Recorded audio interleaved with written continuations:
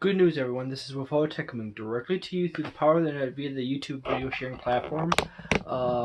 Soon to be all European YouTubers soon will be banned from, thanks to Article 13. I'm an American, so it's only gonna harm me slightly, but it's gonna destroy the fudge out of you guys. I'm not just making fun of that. I should really take it serious because there's a knock-on effect. Yeah, I should do like yeah. It's a knock-on effect. It's just me being goofy. But anyways, this video I'm gonna do a really quick review, no spoilers, of the Drums of Jeopardy, which is a 1931 mad scientist flick. It's in the Mad Scientist collection from Mill Creek. Yeah, it's late at night. I'm starting to fall asleep already. But anyways, this movie is only like 48 minutes and some odd seconds. How many seconds? Oops. 48 minutes and 44 seconds, so almost 49 minutes. This is a very short movie. How do I classify this movie? It's a drama, definitely a drama. What else can I say? What to give more detail? It's in the Mad Scientist collection, but the Mad Scientist is not as mad scientisty as most people would think a mad scientist would be. So it's more like a mad doctor. Yes, mad doctor. That's way better. It's not mad scientist, mad doctor. He concocts chemicals and comes up with rather torturous traps. He's from Russia. The character is named Boris Karloff, which is the name of a very famous horror movie, old school horror movie actor. However, it is not played by Boris Karloff. I forget which guy's name it is, but who plays the character or Dr. Boris Karloff.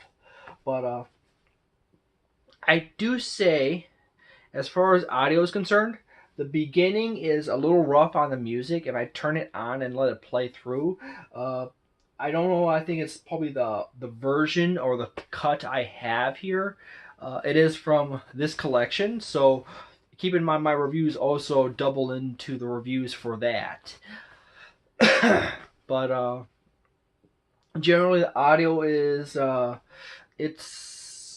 it works. It is not great. Okay, there is some of the sound effects. I'm gonna say I don't know if it's entirely just how the copy I have is, but I do say that some of the sound effects are not entirely convincing. You can, yeah, that could be like a wind sound or the sound effect. It kind of vaguely sounds like what it's supposed to be, but it's not exactly right. So the sound effects are kind of a little hit and miss in some spots, and it's only really noticeable for me as far as like the wind scenes when the storm hits. But I'm gonna try to avoid spoilers. So the music is like, the title screen is not too good. It's okay throughout the movie. The sound effects are in that okay to just under okay. If you don't pay attention to it too much, and you're just going along with the story, the sound effects don't stick out to you as much. But if you're trying to like watch through a movie to review it or something like that, then it's noticeable. The camera work is done quite well.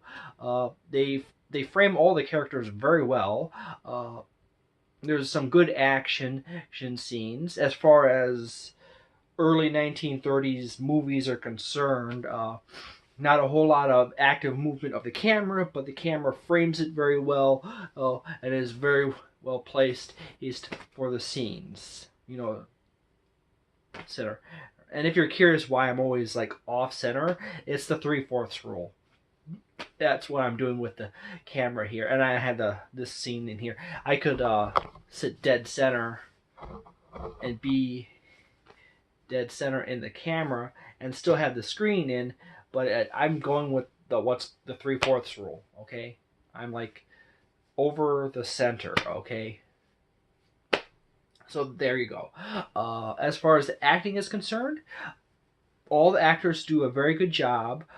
They're very competent, very skilled actors. They all play their parts right. They're very convincing. The main bad guy, Dr. Boris Karloff, is like awesome. You could definitely see him as like a Bond villain type, like mad genius doctor who likes to devise evil traps for his enemies kind of deal. It really works for that, and he's really clever. They do a very good job of making him like a real evil genius. Like he understands how people function, and he plans and to head on them. It does short out on him though. Obviously, the bad guy loses, but I just gave away a spoiler, but it's like a non-spoiler. Everyone fundamentally knows the bad guy eventually loses in older movies, because a lot of older movies have a moral angle. Sorry, I broke my no spoilers rule. So as far as the story is concerned, right, it moves along quite well. The only issue is at the beginning there's some sudden jumps in the plot.